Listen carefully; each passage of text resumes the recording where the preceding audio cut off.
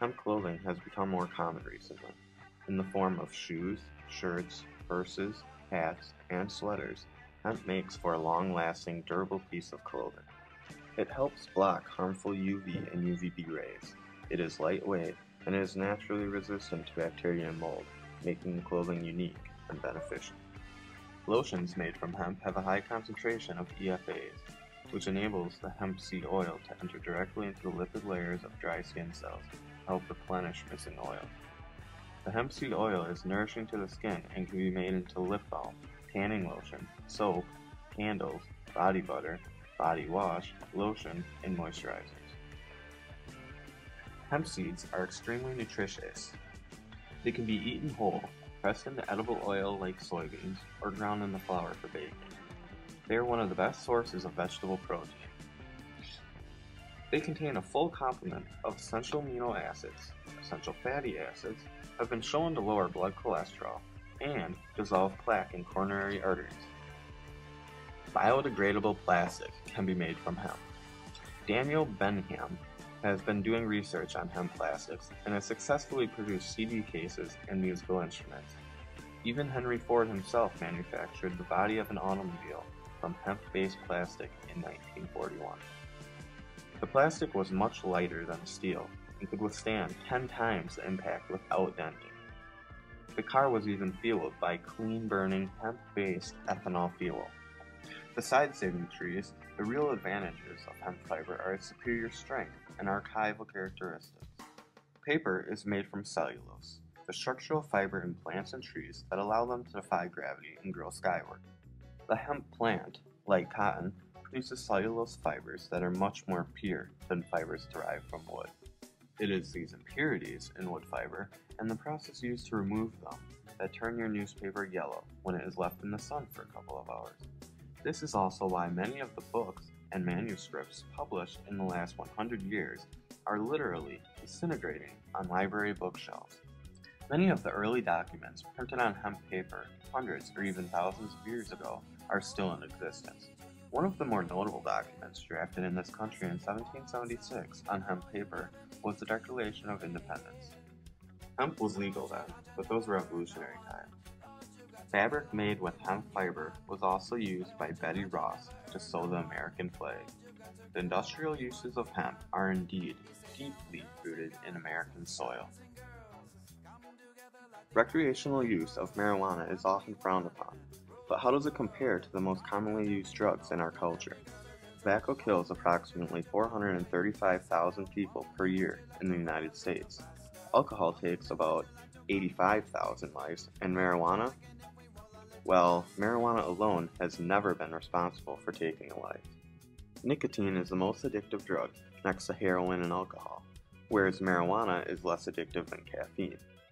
If you are a regular soda or coffee drinker and go without for just a day, you will probably notice it is harder to function without. Many people get headaches if they don't get their daily dose of caffeine. This shows that the withdrawals that come with the drug, caffeine, are more severe than marijuana. Tolerance shows how much of a substance is needed to satisfy a craving. Take a look at nicotine with the Big Five. People who smoke cigarettes have the need to keep smoking one after another. This is very harsh on the lungs because they never get a break to clean themselves out. Reinforcement refers to a human preference to take a drug over another. Marijuana is placed lower than alcohol and nicotine in this category. And lastly, intoxication is the level of high you get off of a drug.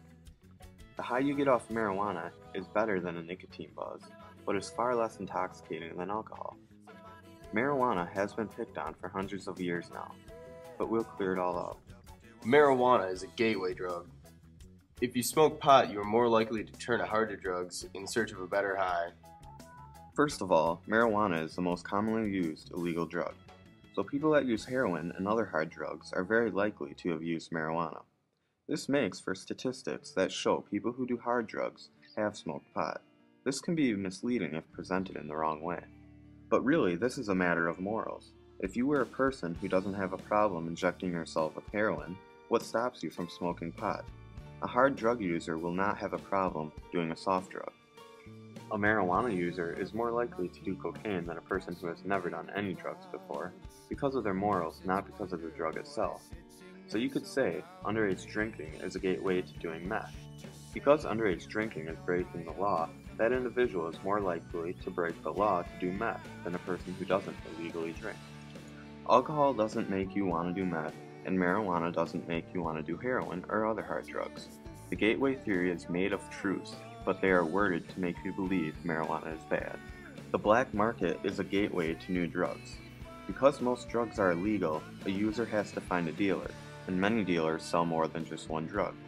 This can make the search for marijuana end in the purchase of a hard drug. Whereas if marijuana was legal and regulated by the government, less people would have access and do hard drugs.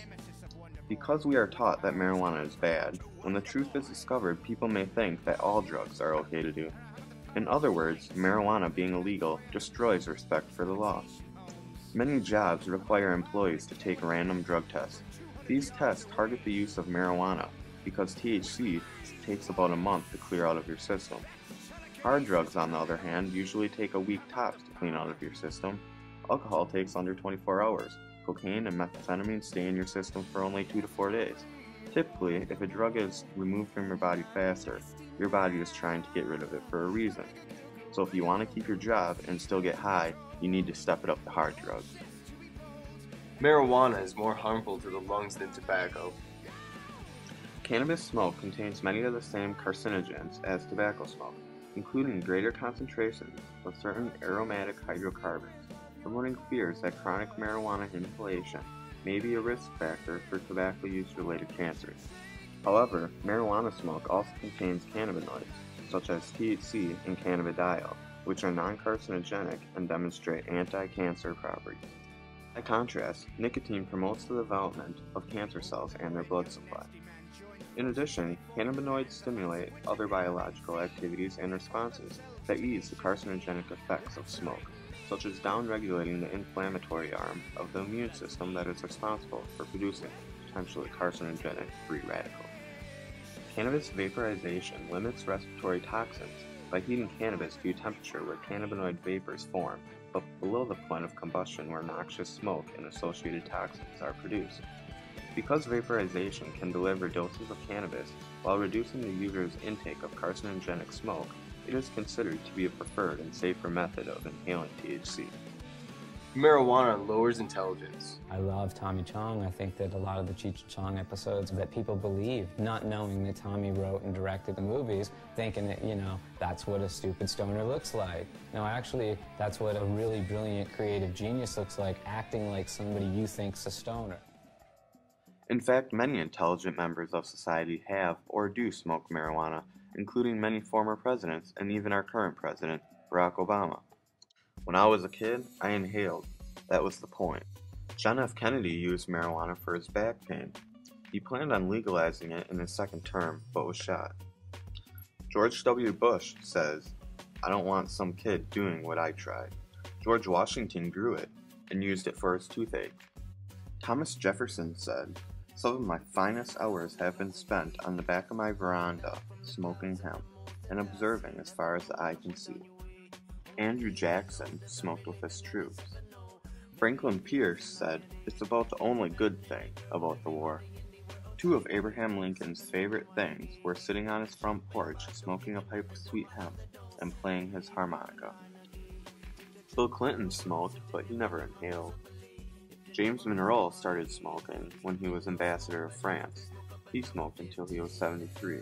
In addition, Vice President Al Gore, William Shakespeare, Stephen King, Prince Charles, Johnny Cash, John Denver, Michael Phelps, Louis Armstrong, Bob Marley, Jack Black, Montel Williams, Brad Pitt, Harrison Ford, Neil Young, Bill Murray, Paris Hilton, John Lennon, many doctors, and a high percent of musicians smoke or have smoked cannabis.